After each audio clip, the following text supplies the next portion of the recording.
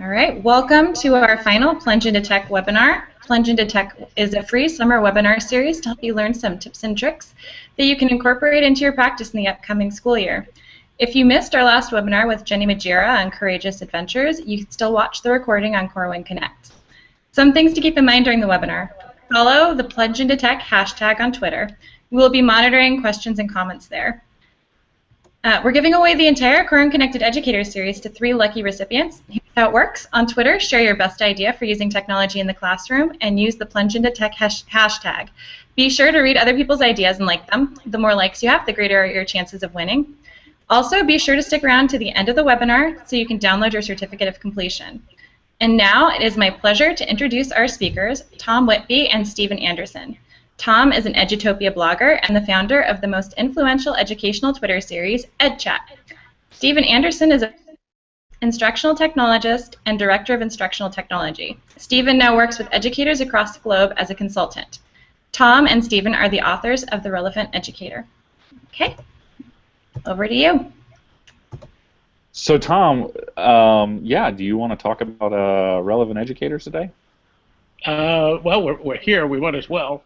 We since our calendar is locked out for the next hour, let's go ahead and I'll get our slides up and we can go from there. How about that? Good start. Awesome. So why don't you tell? They did a good job of introducing you. Do you have anything else you want to add to that? Since we're on your slide. No, I just want to caution people that oftentimes when we start talking about, especially when it comes to social media, the types of things that we do, you have to keep in mind that we've been involved with social media now for almost 10 years. So the goals that we were able to achieve and everything that we've been able to do is not going to be done overnight by anybody. So we should not be the standard by which people judge their success. Wise words, very good. Yeah, and I would agree that it's sometimes the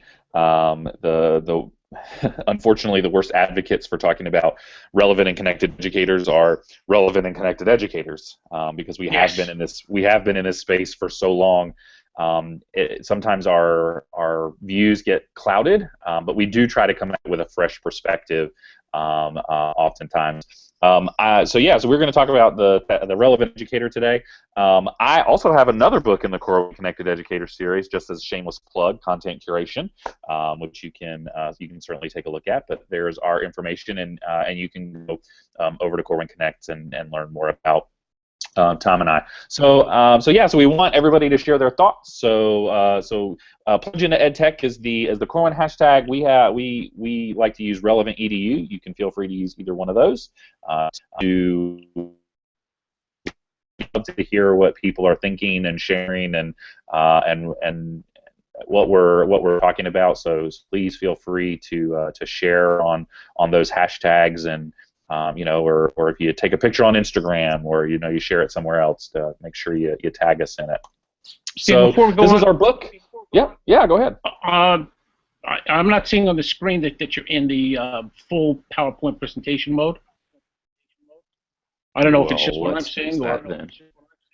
Well, let's fix it. This would be a good time to fix that. So let's fix that there, as we see many versions of Stephen. How about that? There we go.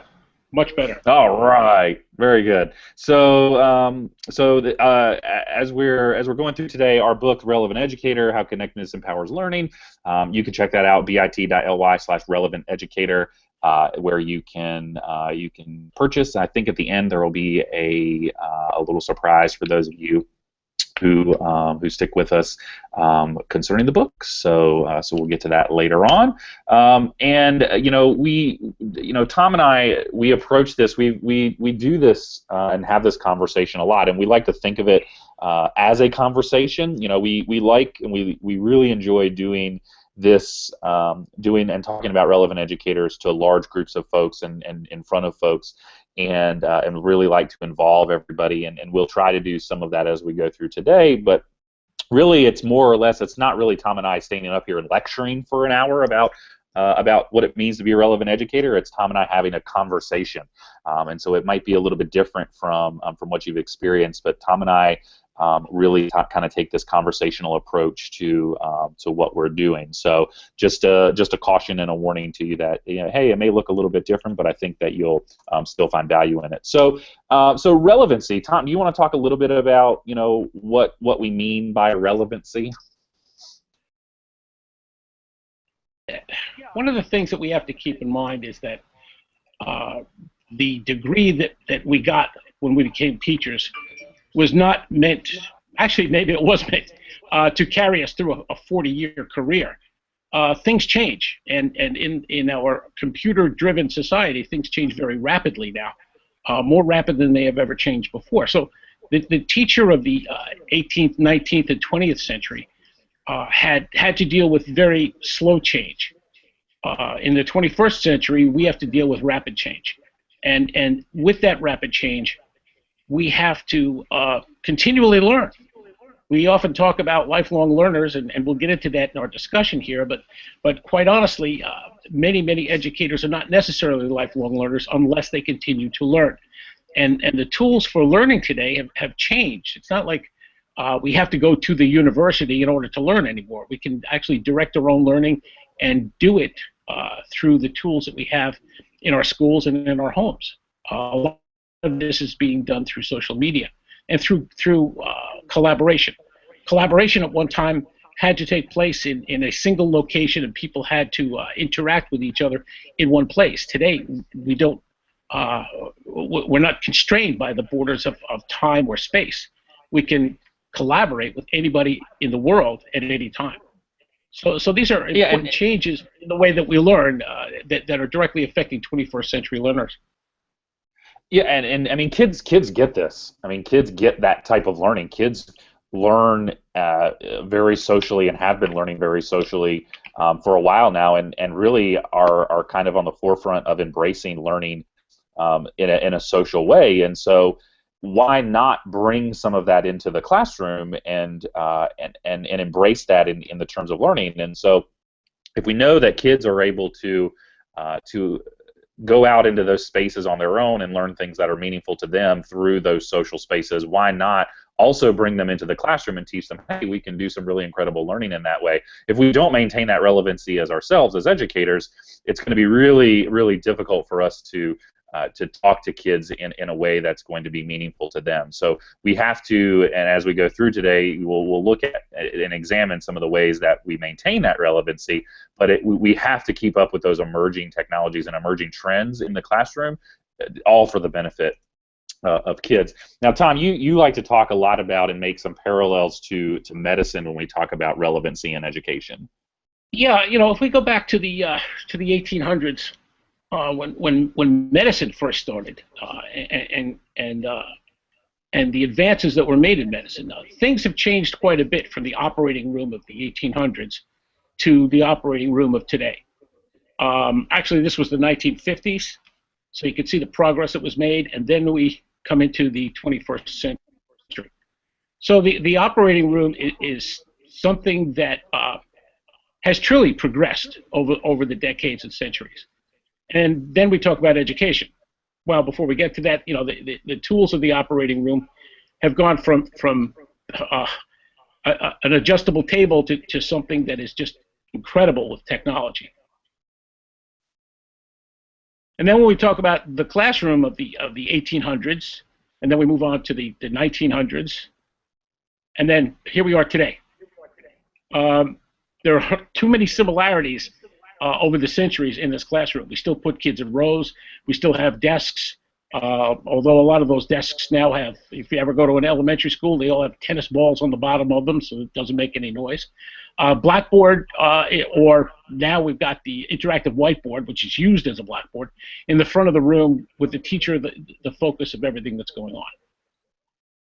And yeah, the way, if you look at, I just got done reading a book, the Marvelous Mr. Muter, who was this kind of pioneer when it came to medicine, and the rapid pace at which medicine changed from about 1830 to 1870. There were some huge advancements just in 40 years.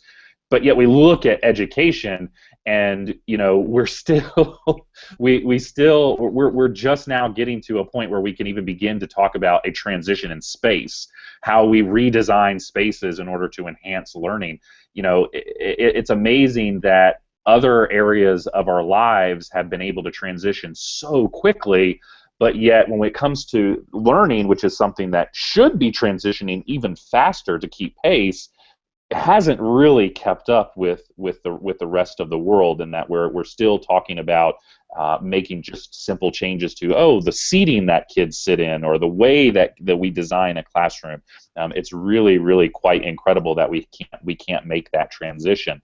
So Tom likes to say, if we want to better educate our kids, we have to first better educate their educators. As teachers and education professionals, if we want to improve the learning environment and the way that kids learn, if we want that to succeed and we want that to improve, then the way that our teachers learn and the way that our teachers teach has to improve.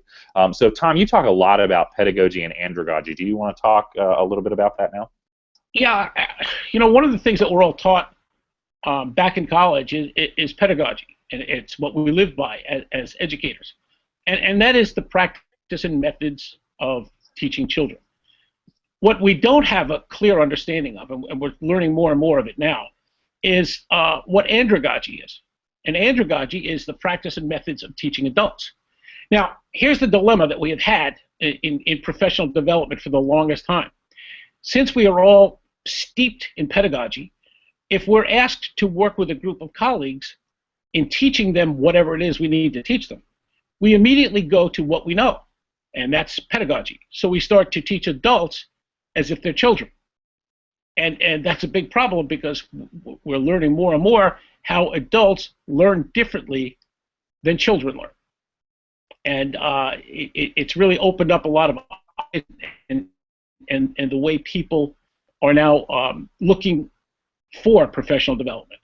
And this is one of the things that feeds into the types of professional development that are going on right now. According to Malcolm Knowles, he wasn't the founder of it, but he certainly was a man who advanced the study of andragogy. You can see by this that most people dealing with adult learning are motivated and self-directed, and they also bring life experiences. So when you're sitting in a room and this is very important, when you're sitting in a room of professionals, chances are that the people sitting in the room have had similar or even more experiences than some of the teachers that may be delivering the professional development. So why not include their life experiences with what it is they're learning? And professional development is very goal-oriented. People go into professional development knowing what it is they want to learn, because they have a goal in mind. There's something that they want to do with this professional development. So the other thing is relevancy oriented. If it's not relevant to what it is they do, people will lose interest in that professional development. And it's got to be practical. And the people within the audience, the people targeted for this learning, have to be respected for who they are and what they know. And oftentimes when we talk about professional development, especially in education, we go back 200 years, and we haven't changed the way we deliver professional development. And in most of the polls that have been taken from educators about professional development, something like 85 to 95% of the teachers are dissatisfied with the professional development that's delivered to them by their districts. So we really have to change things up if we expect change to occur. It's so true, and I talk a lot about in other work that I do with personalizing professional development, and we'll get into some of that later on. But that idea, that notion that it's impossible now for a district to provide that personalized level of professional development that every educator needs. It's just the reality. There's no fault in that. It's just the reality that we live in. And I really see that at this time of year. So many school districts are now either have gone back to school or are in the process of going back to school. So this is a really big time for districts to bring teachers back in, if they haven't been doing it over the summer, to bring them in and do some of this PD. And the number one complaint I hear from teachers is that the professional development that they are, quote unquote, forced to sit through is not relevant to what they're trying to do in the classroom. And that's because districts and schools don't have enough dollars in order to really personalize that PD. So they have to kind of just cast this wide net of, here's everything we need everybody to know. Whether or not it applies to you, we can't determine that, but we need you to be there anyway because there may be one small piece that's relevant to you. And we can't do that anymore. That if we look at the way that adults learn, I don't think anybody, if we were face to face, I would ask people if they disagreed with any of these. That would they rather be in professional development that wasn't relevant or that wasn't practical or what they didn't feel respected. And I think all of us would agree that we want to be a part of learning that's like this. This then translates to what we want kids to be able to experience in the classroom. And so we have to redefine the way that adults learn in order to change how we want kids to learn. And these are really simple ways. I think they're really simple ways to switch up in the way that we deliver professional development in order to meet the needs of adult learners. Tom, you like to talk about these keys to adult learning. Yeah, I do, because it is so important. It requires a different mindset on the part of the people who deliver professional development as well as the people who are getting it. Too often, especially when it comes to technology, for instance, we will assemble a number of teachers, social studies teachers, English teachers, math teachers, and science teachers. Put them all in one room, and then present all the bells and whistles that some application of technology has, and then expect these people to go back and implement that in their classroom, as if that's going to work. When in fact, what we should have done was sit individual teachers down and ask them what it is they do and how it is they do it, and determine whether or not technology could enhance, in some degree, what it is they're doing by either streamlining it or making it more efficient, a number of things that could be done, and then tailor it, leading them to understand how it is they can use that in what it is they're already trying to accomplish. And this is not what's being done. Adult educators are not being respected for who they are and what they know and what it is they do. And this respect is very important if you want to bring people into their own learning. Adults like to try to determine their own learning, and with the tools that we have now, quite honestly, if you're not being satisfied with the professional development you're getting, you can pretty much self-direct your own professional development and bypass your school district and your learning. And this is exactly what kids will be doing if, in fact, educators don't stay relevant, because we don't need irrelevant educators, and students can go off and learn on their own without an educator.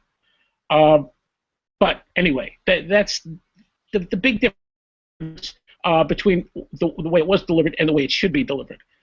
Traditional professional development comes through conferences, but not every teacher attends conferences. As a matter of fact, most teachers don't, because it's not in the budget for teachers to attend conferences. The people who most often attend conferences year after year are administrators or teachers who are presenting at conferences. Some teachers are fortunate enough to go, a number of times, because oftentimes they're going there to present things. But they're really outliers, because teachers are, again, there isn't enough money in the budget to send everybody to conferences who should be going to conferences. Then the in-house PD is often teachers from the school trying to teach other teachers from their school. And again, they employ pedagogy instead of andragogy in order to do that. College courses are given, and people can get professional development through those college courses, but many of the colleges are not up to date in what it is they're teaching.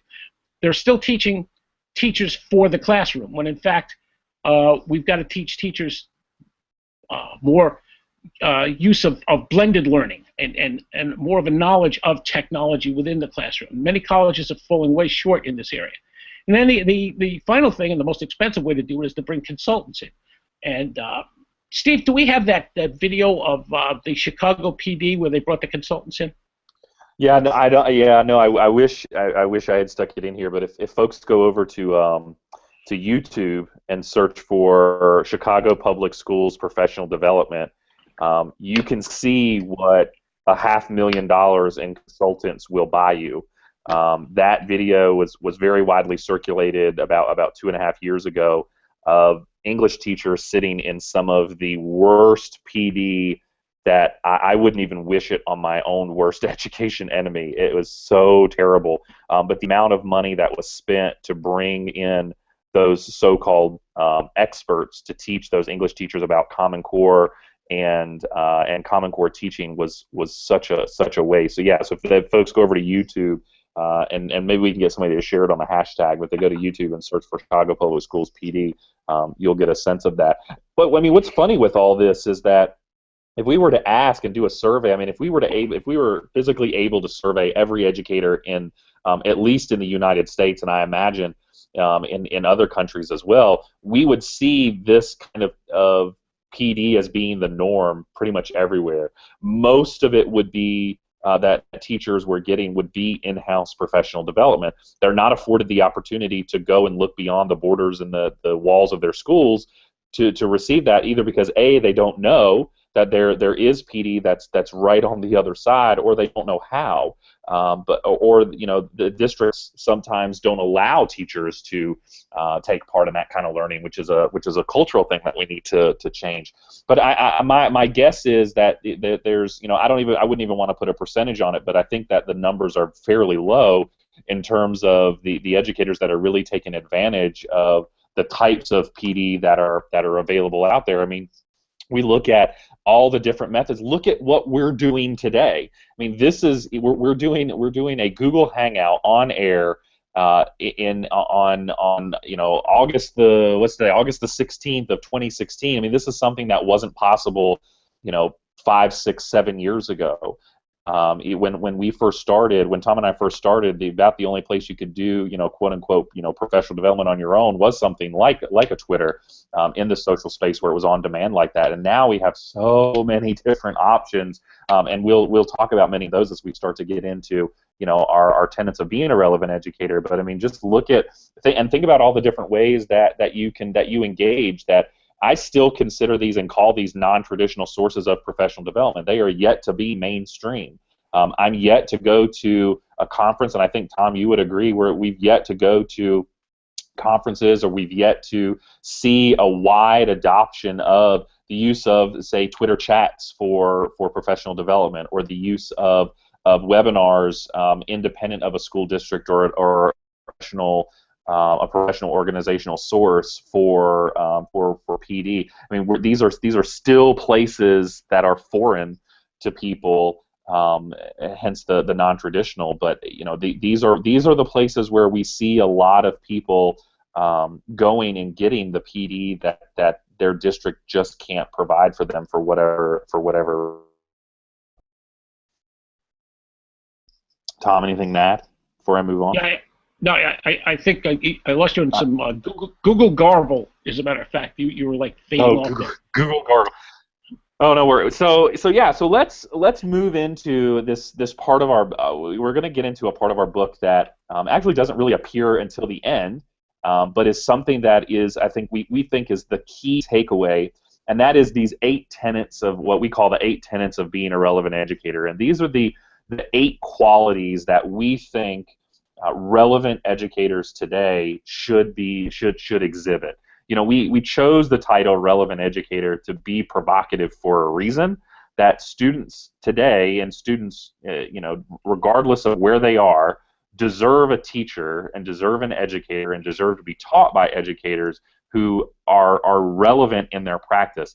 That doesn't mean that those educators are using every single thing that we're going to talk about or exhibit every single quality that we talk about.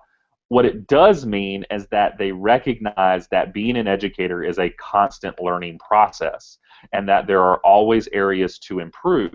And so if we remain, like in my school when I was teaching, I taught middle grades math and science for about 11 years, and I had a social studies teacher who taught in my school that flat out refused.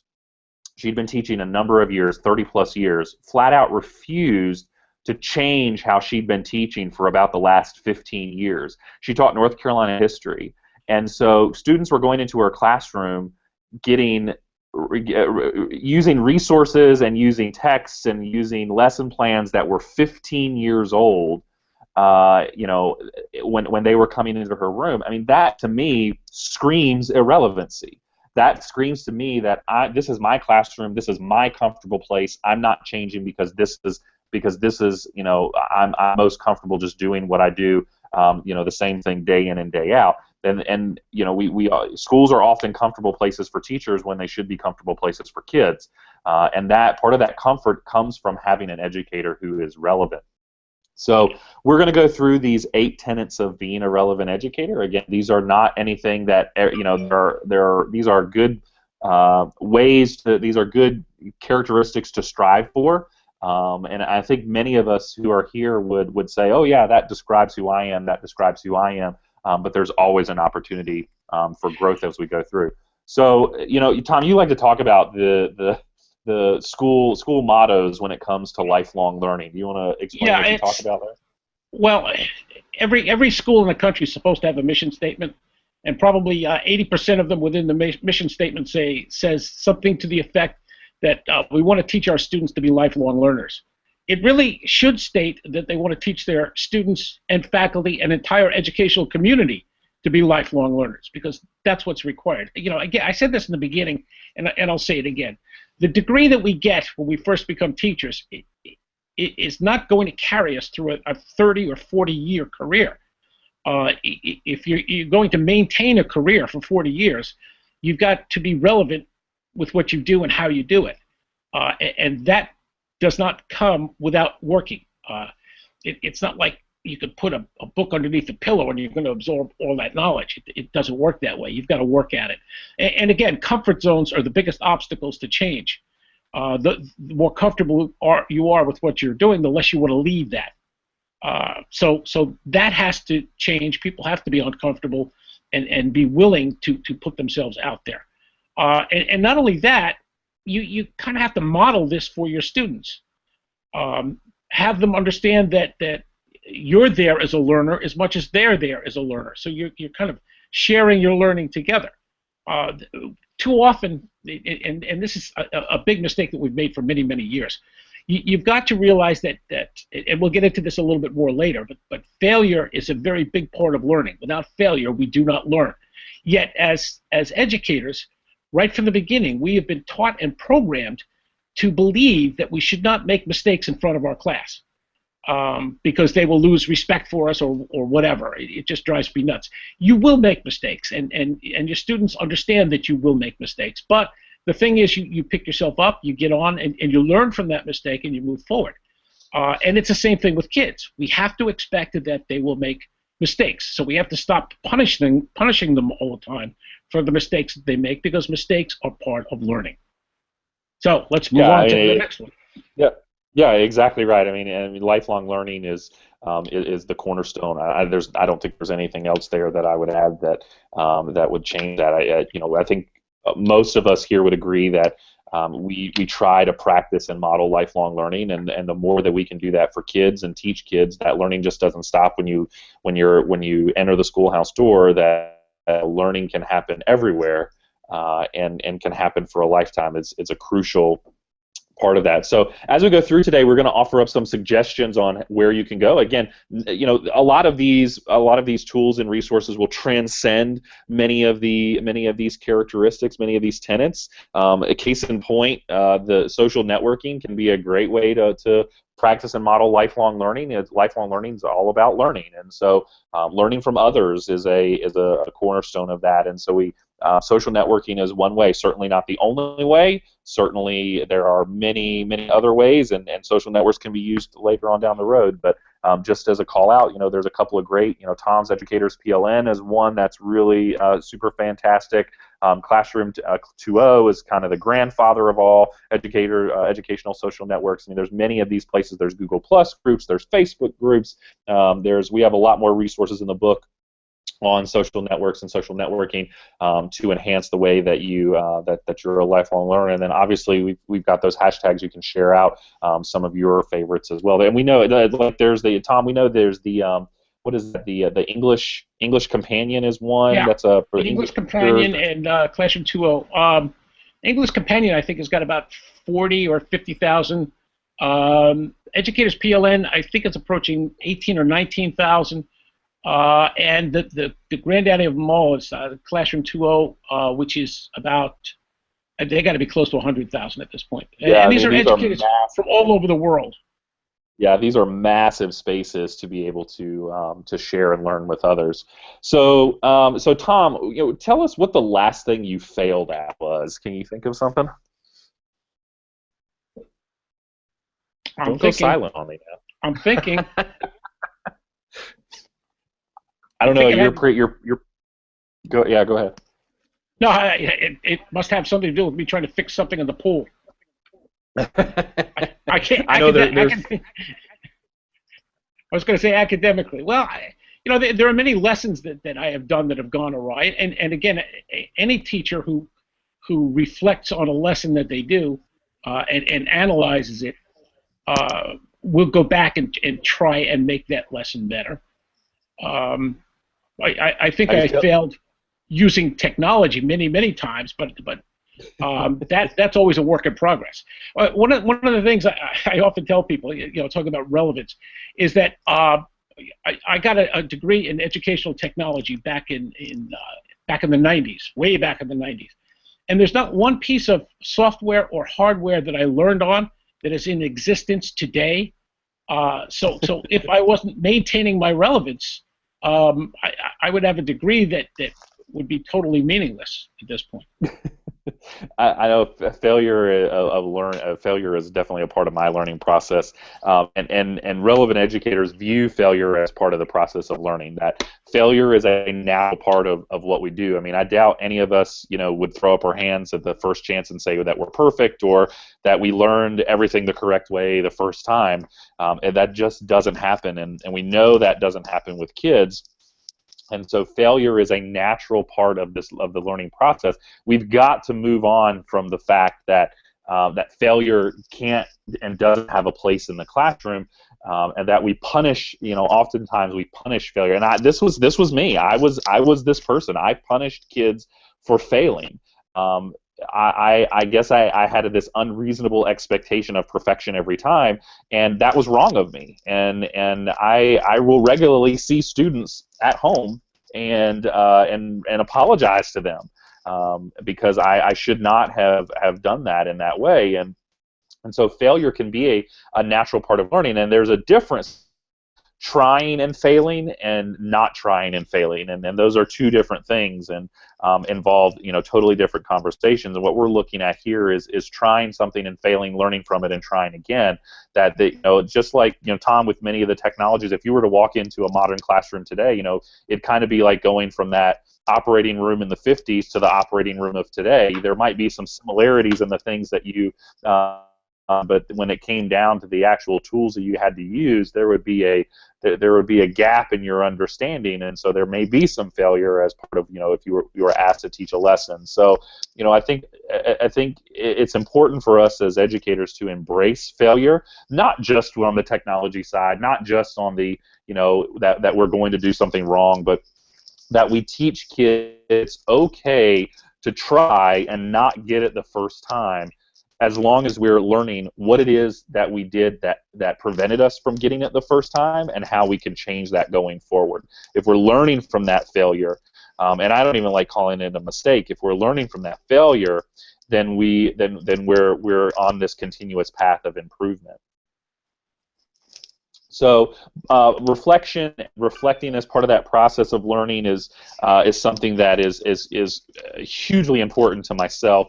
I'm a huge proponent of using my blog and using blogs in general for educators to reflect on their practice, to talk about those things that didn't work, to talk about how those processes of learning didn't happen the way that they were intended. I think blogs are a great way to do that. Kind of this method of open journaling and allowing others to comment on that, I think, is really critical. There are tons and tons. I mean, we can talk for hours and hours and hours about all the wonderful blogs that are out there for educators for any variety of things, especially when it comes to talking about the learning process.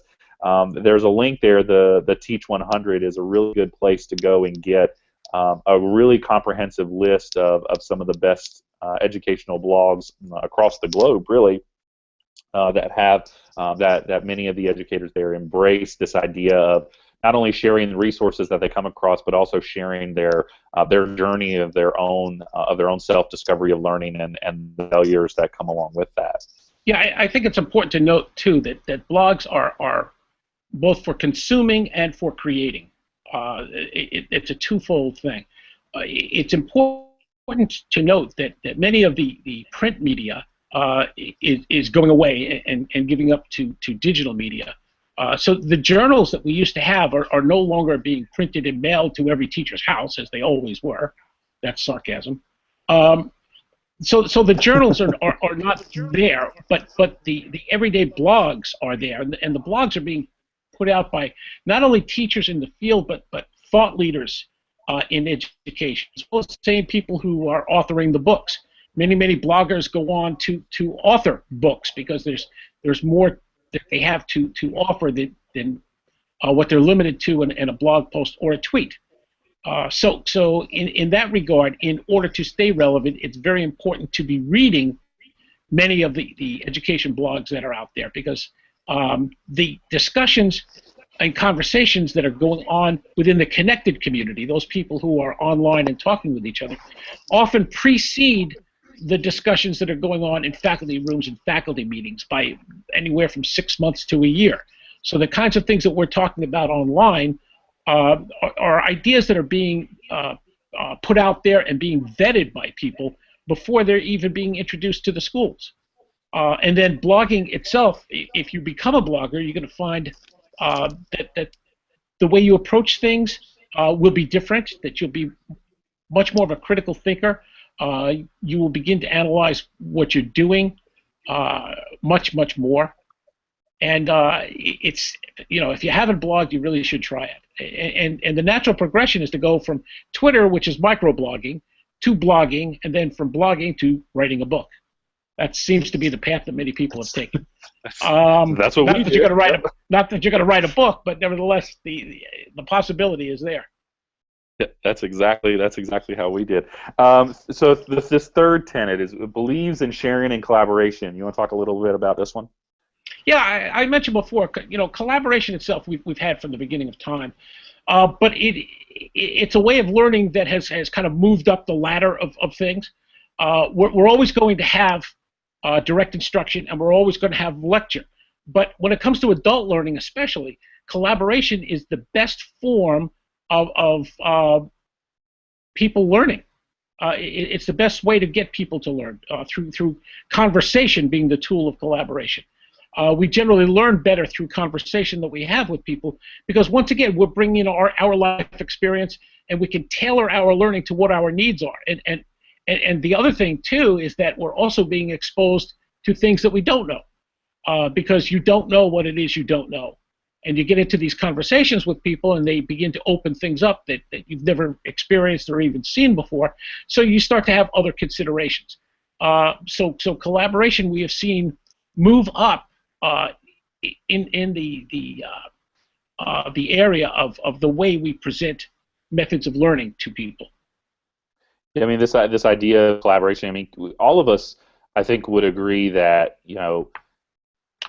we're social. I mean, there are sometimes we need to work alone and do things alone, and I think all of us would feel that way. But there are often times that when we work in a group, we're smarter together. There's this famous quote. The smartest person in the room is the room, and that everybody has something to offer. And so if we embrace this idea of sharing and collaborating, not only helping kids learn how to share and collaborate effectively with each other, but as adults modeling that as well, sharing what we do in the classroom. So I'm a big proponent of freely and openly sharing everything that we do. In fact, this presentation at the end, there's a link where you can download this presentation and use it, however you need to. I mean, I'm not a believer in of creating resources for my classroom and then making other teachers pay for them. I think we should be freely and willingly sharing those with each other, because if things are so great, let's make sure every kid can benefit. So as teachers and educators, we should be openly sharing and collaborating with each other to enhance the learning of kids everywhere. So just one way to do this is through social bookmarking. I mean, we all have these resources that we're collecting and that we use on a daily basis. Why not add them to a central repository like a Diigo that then anybody can benefit from? So if you were to go out to my Diigo profile and you see there are thousands of things that I'm cataloging, that I've curated for a number of different types of resources, instructional methods, class types, all kinds of things that that's kind of my own curated library of good knowledge that anybody can have. I mean, I wouldn't want to keep that secret. I don't want to keep that on my computer. I want anybody else who needs it to be able to learn from it. So the idea of blogging is another way where this can fill in. The social networking, sharing and collaborating, so we can see where these tools kind of overlap. But the purpose here is to share our knowledge with others so that others can grow as well. This fourth tenet, as we're going to speed up here a little bit because we're running short on time, but willing to explore, question, elaborate, and advance ideas through educators, through connections with other educators. This is something that Tom and I wholeheartedly and fully believe in. This is where the idea of EdChat came from, of being able to cast a question out into the ether of the internet and perhaps push people's buttons a little bit and get people to see things differently. And that's what I like about chats, is that they really do allow folks to who have a wide variety of expertise, who come at it from lots of different points of view, to kind of come together and have this collective knowledge of understanding with each other, but doing it in a respectful and civil way is the key. We might not always agree. We might not always have the same opinions, but we can certainly all learn from each other, and we're able to do that as educators and building our own knowledge bases through the learning with others. I think we should add at this point that if you're sitting out there and you're paying attention to what's going on here, and just by watching this webinar, you're probably an educator who has some knowledge of being connected through technology with other educators. Unfortunately, there are not enough educators who are connected. We do the same presentation in auditoriums for people, and the number of people who are connected on Twitter or reading blogs or doing the kinds of things that you're probably doing, since you're a connected audience, it's disheartening that people are not connecting the way they should, that they're not taking advantage of the things that they have to take advantage of, such as the education chats.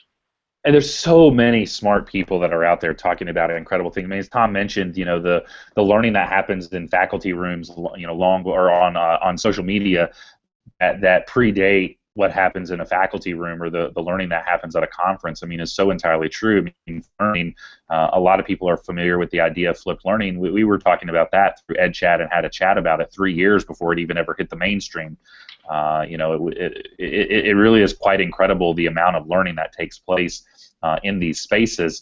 Twitter chats is that way. I mean, that's where the idea of EdChat came from, and our chat, which has been the most widely used educational hashtag on Twitter. Not only does it have the chat attached to it, but all the resources. But there are so many more chats now, not even just in the U.S., but globally, that allow educators to collaborate in this way. Any kind of subject you think of, any kind of grade level, content area, idea.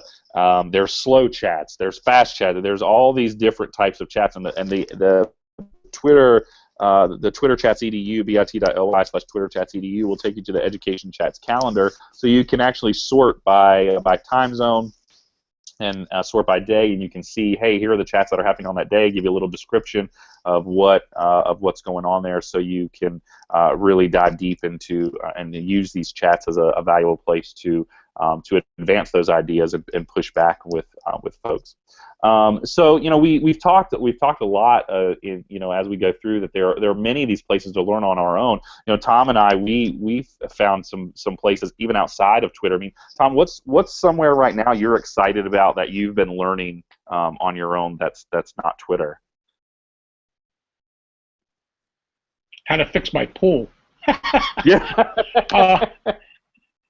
No, one of the things that I learned from my kids is that if I have a problem or something that I want to try to do, I go to YouTube, and I go to YouTube every time, and it's incredible.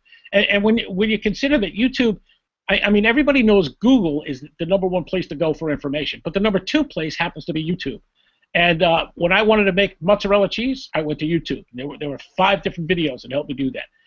If I want to do a recipe, I go to YouTube. It's amazing how with modern cars today, if you open up a car, this is incredible. You open up the hood of a car today, you can't find the battery because the battery is hidden behind the firewall. So there are actual places, if you have to jump a car, there are actual connecting places that you've got to place the cables to jump a car to another car in order to get the thing started, which is all stuff that I found out through YouTube. So that's where I'm doing a lot of my learning is on YouTube. I'm exactly the same way.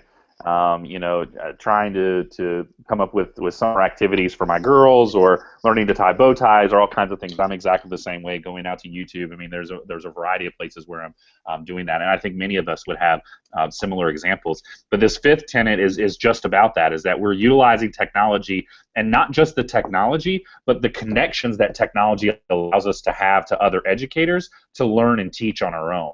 That this webinar is a wonderful example of that.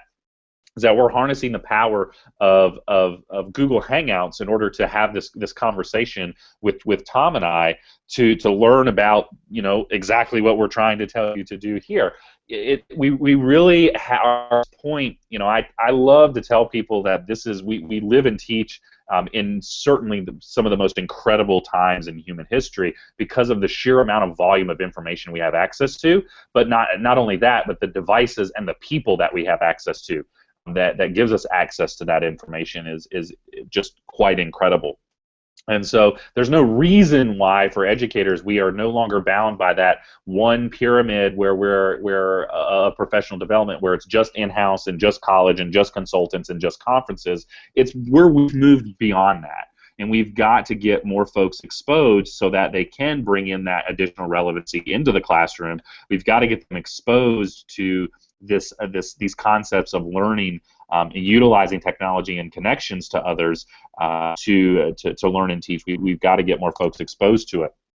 Now, to piggyback off of that, uses the tools of technology to personalize their professional development. So not only are you seeking out people, but you're seeking out tools in order to do that. To really super hyper personalize what it is you want to learn or what type of educator you want to be. These Corwin webinars are a perfect example of that. There have been so many of them this summer that you're really able to really dive deep into some of these content areas and some of these topics. There are lots of other places to be able to do that as well, and we've got some resources for you in the book that you can take a look at with where you can go to personalize that PD. But there's really no excuse anymore.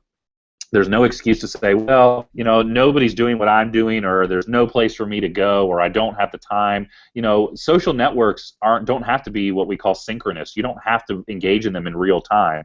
You can post a message on the message board on the EDU PLN and come back and visit it whenever you do have the time and see the responses that are there. You don't have to participate in a Twitter chat. You can read the archive. You don't have to participate in a webinar. You can watch the archive. So you can really take part in a lot of these events, as time permits. One thing that Tom and I are really excited about is EdChat Interactive, and as a matter of fact, Corwin has some archives there of some of the more famous and most well-known Corwin authors. But EdChat Interactive is kind of a different way of doing a webinar like what we're doing here, where participants can actually talk to each other and see each other through video and huddle up in a small group and not only listen to the presenter on the stage, but have a small group discussion like you would if you were face-to-face, where you huddle your chairs all together. It's a new way of doing professional development that gets people moving around and talking to new people, and it really tries to replicate the way that teaching and learning can be done in the classroom, just in a virtual format. So there's tons of archives through the website. This is a venture that Tom and I have with another partner that we're super excited about. That really allows for folks to meet other people and to engage in a different way. Tom, you want to talk a little bit about the being comfortable with technology, since we were talking about that a little bit earlier?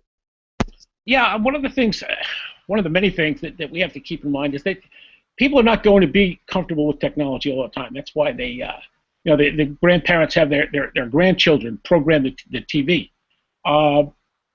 Ever since they came out with videotape recorders, if you want to go back that far, that's what kids did. They programmed the videotape recorder to program to videotape programs for their parents or their grandparents.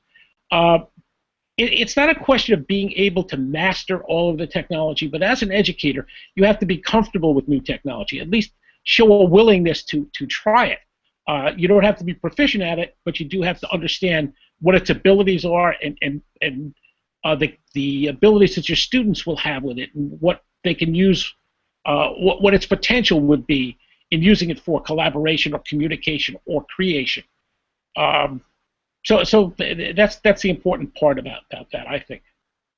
Yeah, I mean, there's so many new and emerging technologies that and we don't want to focus on any specific tools or provide any advice around specific tools or anything like that. But it's just this willingness to try, and this all goes back to the hey, I'm not afraid of failure, and I'm not afraid to do, and I'm going to be a lifelong learner. If I want to engage my kids in a different way, then I've got to be comfortable and willing to talk about new technologies.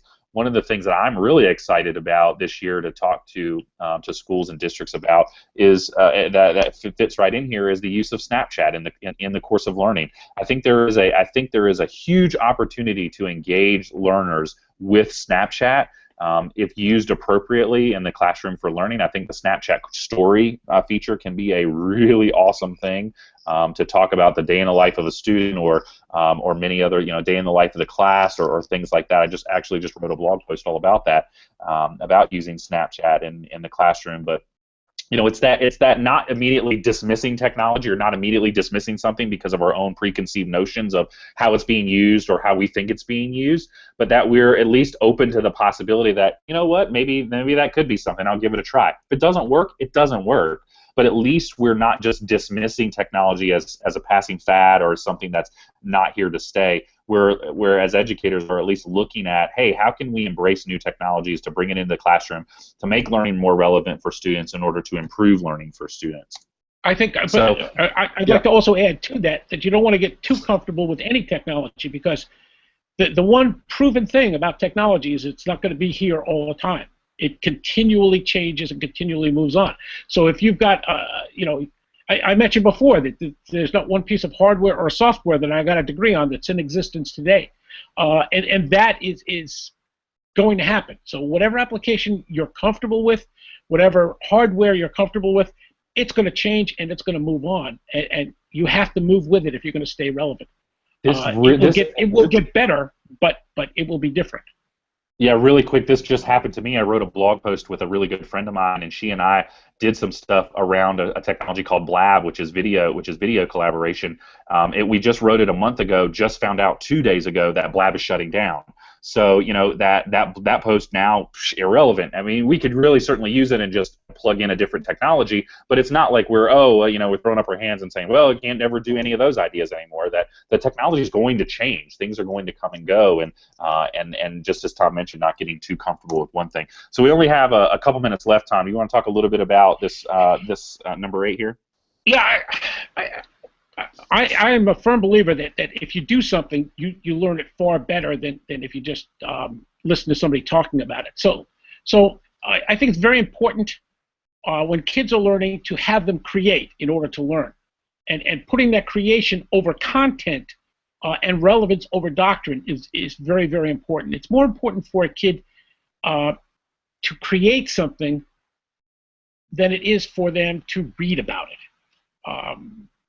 It's what it comes down to is it's more important to teach kids how to learn than to tell them what it is you want them to learn. And in so doing, you're creating a lifelong learner. So, you know, I always favor creation over content.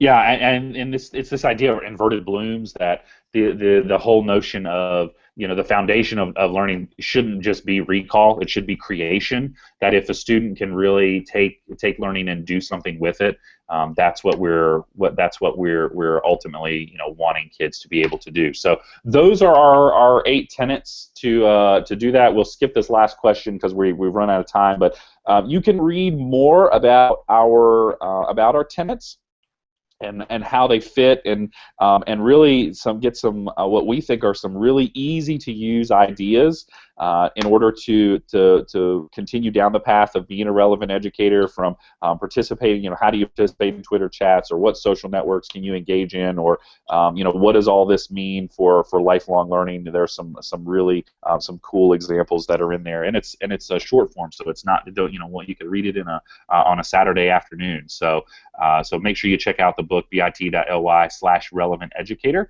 and there's our information. Do we want to cover those last couple slides, or do we have any? Maybe we should do question first. Maybe we should do question. We should see if there are any questions out there in the ether of the internet. By the way, one of the advantages of being a 21st century educator is that you can actually contact us and talk to us. That's right. We are available, and we respond to everybody, so feel free. That's right. Yeah, so you can hit us up on Twitter, and we both post our information on our blogs to get in touch with us, to answer any questions that folks might have. I was just wondering, what is the biggest cause of resistance that you see for educators that are uncomfortable embracing technology as part of their professional practice? Is it fear of change? I know you mentioned that earlier, but what is the biggest hesitation? I think fear. I think fear of change would be one. I think the reluctance to do because of the perceived time that people think this stuff would take. That there's this perception that, oh, I have to be engaged in Twitter all the time, or I have to be on a webinar all the time, or I don't have an hour to do that, because I have all these other things that I'm doing that are, more important. I like to say we give our time and attention to the things that matter. And if not doing those things matter, then what does that say about what we want to do for kids in the classroom?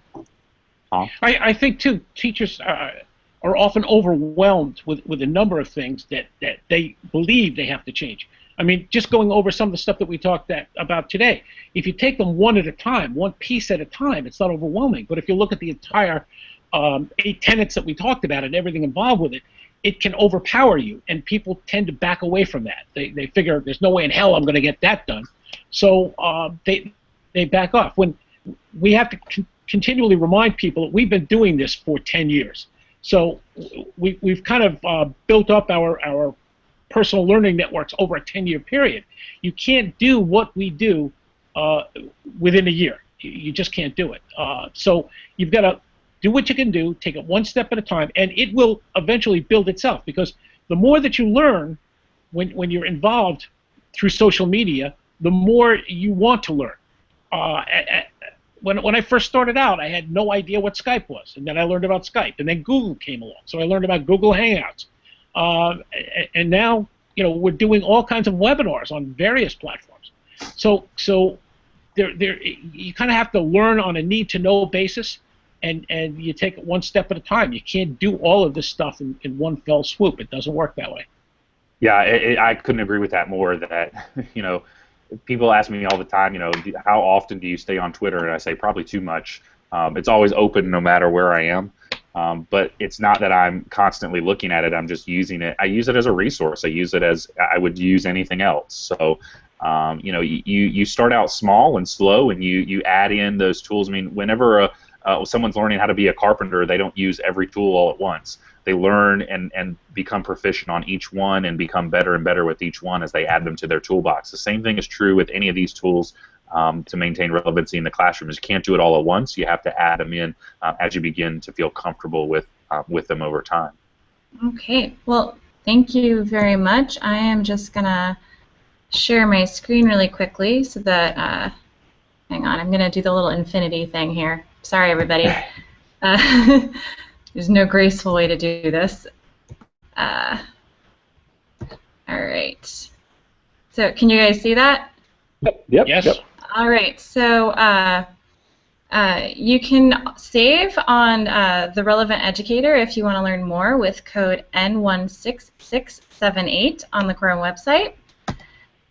And if you just scan this QR code, you can download your certificate of completion for joining us today. And thank you again, Stephen and Tom. That was wonderful and very informative, and we really appreciate you taking time out of your busy schedule to join us today. And if anyone missed any of our previous webinars, this is our last one in the Plunge into Tech webinar series. So you can still see the recordings for everything on the Corewing Connect blog, and everything is saved right up there. And we also have a lot of great blog entries that are contributed every week to help you expand your practice and continue to be relevant. And next month, we will be starting our fall webinar series. It's the Corewing Monday Afternoon webinar series. That's not just focused on tech. It covers literacy, leadership, some technology. You name it, we've got it in the fall. So be at corewing.com to see what we have coming up soon. All right. So thank you, everyone, for joining us. All right, bye Awesome. now. Bye. Thanks for having us. Thank you.